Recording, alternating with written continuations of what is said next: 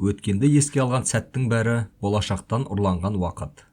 Проблемаларыңды ойлаған сайын оның шешімін табуға кететін уақытыңды ұрлайсың. Басыңа түскенін қаламайтын жағымсыз жайттардан қорыққан сайын алда күтіп тұрған жақсы дүниелерді алыстата түсесің.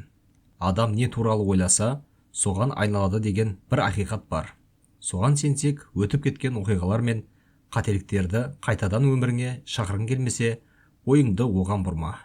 Оның орнына өткеннен алған сабақтарыңды, болашағыңды жарқын етіп, бір саты биіктеу үшін пайдалан. Өмірдегі ең келеңсіз жағдайлар ең үлкен мүмкіндіктер ашады. Көне грек ойшылы Эврипид былай деген екен: басыңа ауыр іс түскенде бақытты болудың зор мүмкіндігі пайда болады. Қиындыққа тап болғанда, осы сынақтан өткенде жинаған тәжірибем мен алған дәрісімді пайдаға асыру үшін өмір ғана үлкен мүмкіндік дайындап тұрған шығар деп ойла. Өмірден алған дәрістеріңді болашақта өркендеуге жұмса. Бақытты адамдардың да басынан көп қиындық өткен.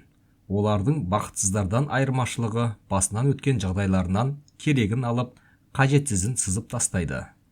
Егер менің басыма басқалардан көбірек сынақ түсті деп есептесең, толыққанды өмір сүру мүмкіндігің басқалардан әлдеқайда жоғары екенін ұмытпа. Тәуекелге жиі бел буатын, батылдық танытатын, қиындықтан қашпайтын жандар сәтсіздікке жиірек ұшырайтыны заңдылық. Өз басым әрекет етпей, қорқақтап отырғанша бір іске тәуекел етіп, сәтсіздікке ұшырағаным жақсы деп ойлаймын.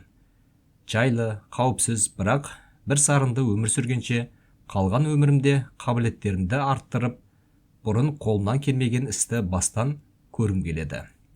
Мағыналы өмірдің сыры да осы деп ойлаймын.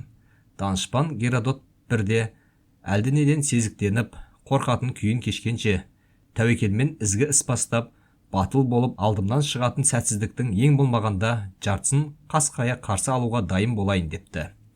Немесе Букер Вашингтон айтпақшы: адамның жетістіктері оның қол жеткізген мәртебесімен емес, сол мәртебеге жету жолында жеңген қиындықтармен өлшенеді.